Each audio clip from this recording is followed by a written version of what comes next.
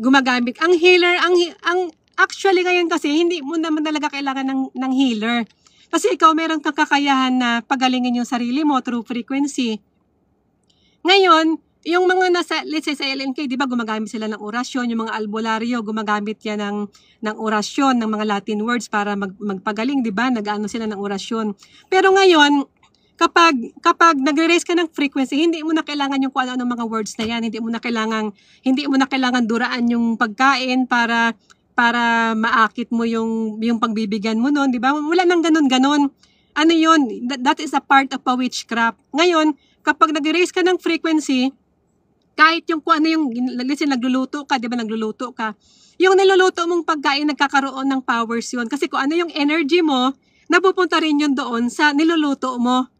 Yun. Tapos, yung energy mo na nandoon yun, let's say meron kang magandang aura, meron kang magandang energy. So, kung sino kakain nun, magkakaroon din ng healing. Parang yung meron din si ano yan, di ba yung sabi ko kanina si Dalai Lama na yung kinakain niya, di ba, kinakamay niya. Tapos ngayon, pag hindi niya naubos yun, merong ibang kumakain doon, na yung nakakain din doon, nag-raise din ng frequency, nagkakaroon din ng healing. So, ganun yun. Kaya kung yung energy mo, di ba, bukod sa nagiging energy purifier ka, you are a living purifier. Kasi nga, ang powers mo, ang healing power mo, yung powers mo from source energy, from God's source, it is very healing, hindi siya draining. Kumbaga, it is a continuous healing. So, the more na nag-raise ka ng frequency, yung mga ginagawa mo, yung mga niluto mo, nagkakaroon yun ng healing kung sino yung mga pinapakain mo. So, yun.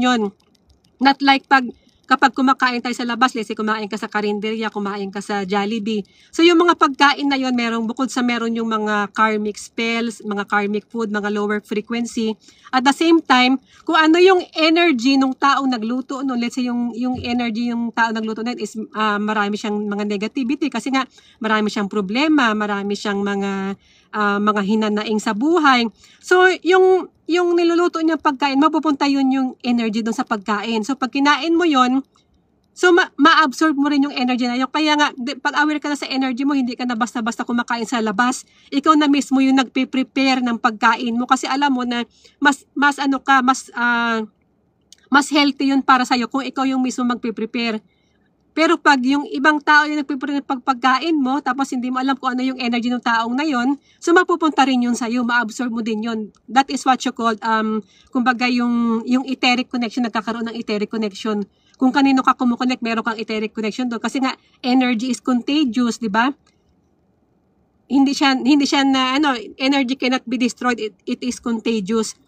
Kaya kung saan ka kumukonect, let's say yung kumakain ka sa labas, tapos ginagamit mo yung kutsara, na which is yung kutsara na yon, iba-iba yung tao na gumagamit, no, sinusubo sa bibig. At the same time, yung saliva, di ba, may energy din yun, kahit hugasan yun. So, matatransfer din yun sa'yo. Para siyang transmitted disease, pero unseen. Kasi nga, sa unseen realm siya nag-work.